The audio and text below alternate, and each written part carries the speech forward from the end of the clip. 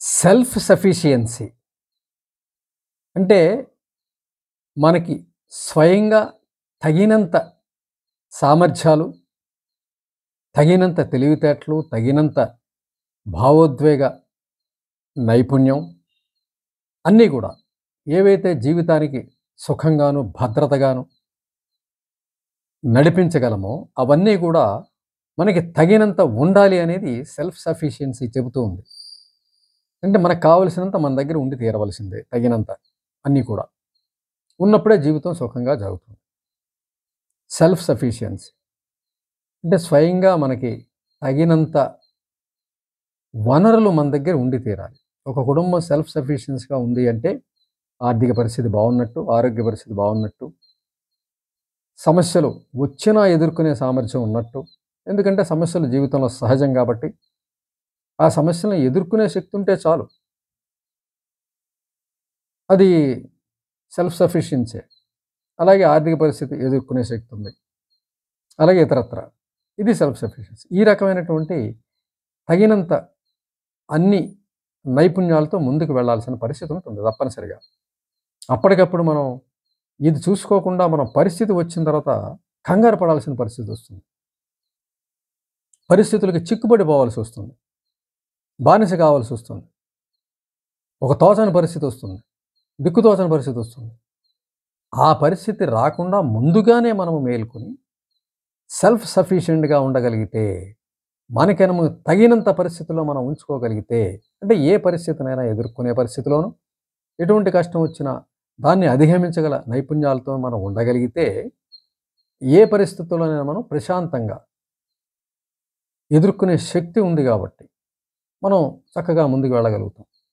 మన దగ్గర డబ్బులు లేనప్పుడు ఖర్చు వస్తే ఒకలా ఉంటుంది, మన దగ్గర డబ్బులు ఉన్నప్పుడు ఖర్చు వస్తే ఒకలా ఉంటుంది మనస్తత్వం. అలాగే మన దగ్గర బలం లేనప్పుడు ఏదైనా ఇబ్బంది వచ్చినప్పుడు ఒకలా ఉంటుంది, మన దగ్గర బలం చక్కగా ఉన్నప్పుడు ఏదైనా ఇబ్బంది వచ్చినా మనకు కష్టం అనిపించదు. చేత సెల్ఫ్ సఫిషియెంట్గా ఉండడం అనేది చాలా అవసరం. అన్నీ కూడా తగినంత వనరులతోటి, తగినంత సామర్థ్యంతో మనం ఉండి తీరవలసిందే. దాన్ని ముందుగానే మనం సిద్ధం చేసుకోవాలి. జీవితం మొదలుపెట్టాక, జీవితం అనే ఒక 100 ఏళ్ల ప్రస్థానం మనం మొదలుపెట్టినప్పుడు ఆ జీవితానికి తగినంత ఎప్పటికప్పుడు మనం ఏర్పాటు చేసుకుంటూ ఉండవలసిందే, తగిన నైపుణ్యాలు సంపాదించుకు ఉండవలసిందే. జీవితానికి సంబంధించిన నైపుణ్యాలు ఏవైతే ఉన్నాయో అవి నేర్చుకోవాల్సిందే. అవి మన పద్యాల్లో ఉన్నాయి, అవి మన గాథలో ఉన్నాయి, పురాణాల్లో ఉన్నాయి. అనేక చోట్ల ఈ జీవన నైపుణ్యాలు, నైపుణ్యం అంటూ విడిగా చెప్పకుండా వాటి కథలల్లి మరింత అర్థమయ్యే రీతిలో మనకి చెప్పడం జరిగింది. మనం తీసుకున్న ప్రతి కథలోనూ, ప్రతి కవితలోనూ, ప్రతి పద్యంలోనూ జీవితం ఉంది, జీవితంలోని సమస్యలు ఉన్నాయి, సమస్యలు ఎదుర్కొనే శక్తినిచ్చే, సామర్థ్యాన్ని పెంచే మంచి మాటలు ఉన్నాయి. అంచేత మనకి మంచి విను అని చెప్పడం జరిగింది. మంచే విను, మంచి పనులే చెయ్యి, మంచి ఆలోచనలే చెయ్యి అనేది కూడా మనం నేర్చుకున్నాం. చెడు వైపు వెళ్ళొద్దని కూడా నేర్చుకున్నాం. చెడు ఆలోచన కూడా స్వీకరించడానికి వీల్లేదు. మనం ఏ ఆలోచన స్వీకరించి ఆలోచించి వదిలేసాం అనుకుంటాం, కానీ అది సబ్కాన్షియస్లో కూర్చుంటుంది. కూర్చుని మనం ఏదైనా కొద్దిగా వీక్ అయినప్పుడు అది బయటకు వస్తుంది.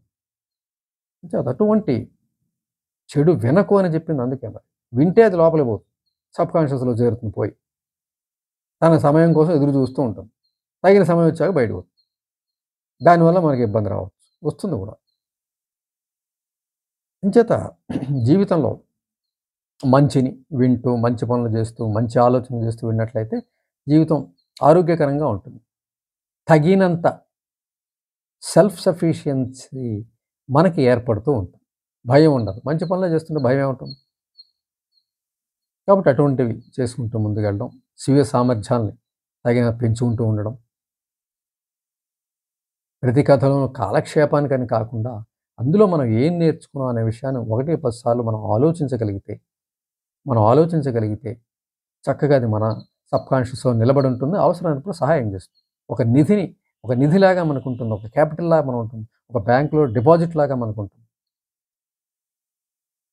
అంచేత ఎప్పుడైనా ఆయాచితంగా మనకి సమయంలో ఏదైనా మంచి మాటలు వినాల్సి వచ్చినప్పుడు, మంచి శిక్షణా కార్యక్రమం ఏదైనా జరుగుతున్నప్పుడు, ఇప్పుడు దీంతో నాకు పనే ఉందిలే, ఇవన్నీ నాకు తెలుసులే అని అనుకోకుండా వెళ్ళినట్లయితే ఓ మంచి మాట చెవిన పడితే, అది మనసులో స్థిరపడితే, అది మనకి అవసరమైనప్పుడు ఉపయోగపడుతుంది. అలాగే మనకి గుడిలోకి వెళ్ళినప్పుడు మనం కూర్చోమంటూ ఉంటాం. సామాన్యంగా చేస్తూ ఉంటారు. ఏదైనా టెంపుల్‌కి వెళ్ళినప్పుడు నమస్కారం పెట్టి అన్నీ అయిన తర్వాత బయటకొచ్చే ముందు ఒక క్షణం కూర్చోవాలంట. అదేదో మొక్కుబడిగా ఇప్పుడు కూర్చొని వెళ్ళిపోవడం జరుగుతుందనుకోండి. అయితే ఈ కూర్చోవడంలో అర్థం ఏంటంటే, అక్కడ ఈ మంచి మాటలు జరుగుతూ ఉంటాయి గుళ్ళో. ఉపన్యాసాలు జరగచ్చు, ప్రవచనాలు జరగచ్చు. అన్నీ అక్కడికి వచ్చి ఎవరు చెడు మాట్లాడరు. మంచి విషయాలే మాట్లాడుకుంటారు. అటువంటి ఏదైనా ఒక మంచి మాట చెవిన పడితే, ఆ మాట నీకు భవిష్యత్తులో నువ్వు క్లిష్ట సమయంలో, కష్టకాలంలో నీకు ఉపయోగపడే అవకాశం ఉంది. ఆ ఒక్క మంచి మాట నీ జీవితాన్ని మార్గాన్ని సుగమం చేయొచ్చు. ఆ రోజు ఆ మాట విన్నాను నేను. యెస్! ఇప్పుడు నాకు ఉపయోగపడింది నువ్వు అనుకోవచ్చు. ఓ మంచి మాట ఒక ట్రెజర్ లాంటిది. నీలో ఒక డిపాజిట్ లాంటిది. అది పెరుగుతూ, పెరుగుతూ ఉంటుంది. అవసరమైనప్పుడు నీకు బలమైన శక్తిగానే ఉపయోగపడే అవకాశం ఉంది.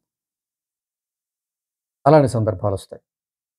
అంచేత ఎప్పుడు కూడా మనము తగినంత సమర్థతగా, తగినంత పరిస్థితిలో ఉండాలి అన్నట్లయితే, స్వీయ సామర్థ్యాలతో ఉండాలంటే, స్వయంగా తగినంత అన్నిటికీ తగినంత పరిస్థితిలో మనం ఉండాలంటే తప్పనిసరిగా మనము దాన్ని దృష్టిలో పెట్టుకొని మనము సామర్థ్యాల వైపు వెళ్ళాల్సి ఉంటుంది. ప్రతి సమర్థతని మనం ఇప్పుడు నాకు అవసరం ఉందా లేదా అని కాకుండా నేర్చుకునే పరిస్థితి ఉండాలి.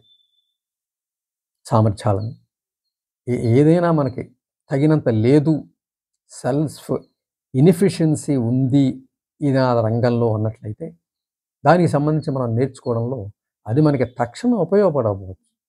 వెంటనే ఉపయోగపడదు కదా అని వదిలేయడానికి వీల్లేదు. అది నేర్చుకుని ఉన్నట్లయితే ఏదైనా విద్యే. అది ఇప్పుడు నాకు ఉపయోగపడుతుందా? దీనివల్ల ఉపయోగం ఏం లేదు అనుకోవడానికి లేదు. చూడండి ఇప్పుడు చాలామంది పేరెంట్స్ సంగీతం నేర్పుతుంటారు, వాయిద్యాలు నేర్పుతూ ఉంటారు, గాత్రం నేర్పుతూ ఉంటారు, కరాటే నేర్పుతూ ఉంటారు, ఈత నేర్పుతూ ఉంటారు. ఇవన్నీ కూడా ఆయా సమయాల్లో ఉపయోగపడే అవకాశం ఉంది. ఆయా సందర్భాల్లో ఒక మంచి మాట ఎలాగైతే మన చెవిన పడితే అది హెప్పాంక్షలో చేరితే ఆ క్లిష్ట సమయంలో ఆ మాటే మనకి సాయం చేసినట్టుగా ఇవన్నీ నేర్చుకున్నందు వల్ల ఏదైనా లెర్నింగ్ అనేది చాలా ముఖ్యం. ఏది నేర్చుకోవాల్సి వచ్చినా కూడా అది మన సఫిషియన్సీకి ఉపయోగపడుతుంది. మన ఎఫిషియన్సీకి ఉపయోగపడుతుంది. తగినన్ని సామర్థ్యాలు మన దగ్గర ఉండే అవకాశం ఉంటుంది. ఏ కష్టం వచ్చినా ఏదొచ్చినా కూడా మనం ఏదైనా మనకిప్పుడు బోనస్ డబ్బులు ఏమన్నా వచ్చాయని కాదంటాం ఇప్పుడు అవసరం లేదని. ఇప్పుడు తక్షణం ఇవాళ నాకు ఇంట్లో ఖర్చేం లేదని వద్దంటామా? వద్దనలేం కదా! ఎంత డబ్బు వచ్చినా తీసుకుంటాం. దాన్ని బ్యాంకులో డిపాజిట్ చేసుకుంటాం. ఎందుకని? అది మనకి అవసరమైనప్పుడు ఆదుకుంటుందని. అలాగే మంచి మాట కూడా ఏదైనా ఒక కొత్త సామర్థ్యమైనా కూడా మనకి అవసరమైన ఉపయోగపడుతుంది. అంచేత ఆ విషయాన్ని గ్రహించి సెల్ఫ్ సఫిషియెంట్‌గా ఉండడం అనేది చాలా అవసరం. అంటే తగినంత స్వీయ సామర్థ్యాలు మన దగ్గర ఉండాలి. సఫిషియెంట్‌గా ఉండాలి. తగినంత ఉండాలి. మనం తగినంతగా ఉండాలి. అంటే ఇవన్నీ కూడా నేర్చుకోవాలి. సామర్థ్యాన్ని ఎప్పుడూ కూడా నేర్చుకునే అవకాశం వస్తే వదలకూడదు. సామర్థ్యాన్ని పెంచుకునే అవకాశం ప్రయత్నం జరుగుతూ ఉండాలి. ఇవన్నీ కూడా ఈ ఎఫిషియన్సీ అన్నీ కూడా ఏదైనా కొత్త ఎఫిషియన్సీ మనం నేర్చుకున్నట్లయితే అది సెల్ఫ్ సఫిషియెంట్‌గా ఉంచడానికి మనకు ఉపయోగపడుతుంది. తగినన్ని సామర్థ్యాలు మన దగ్గర ఉంటాయి. మనం తగినట్టు ఉంటాం. కష్టం వస్తే ఓర్చుకుంటాం. ఎలాగైతే మనం ఆర్థికంగా బాగా ఉంటే మనం తప్పనిసరిగా ఎటువంటి ఆర్థిక ఇబ్బందొచ్చినా ఎదుర్కొంటాం వెంటనే. మన దగ్గర డబ్బుంది అంటే ఆర్థిక ప ఆర్థికంగా ఏదన్నా ఇబ్బందొస్తే వెంటనే ఎదుర్కొంటాం.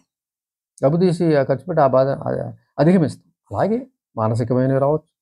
ఇతరత్రా ఏమన్నా వచ్చినా కూడా మన దగ్గర వెన్ వి మనం సఫిషియెంట్‌గా ఉన్నప్పుడు, అన్నీ తగినన్ని మన దగ్గర ఉన్నప్పుడు, మనం దేన్నైనా మనం ఎదుర్కోవచ్చు.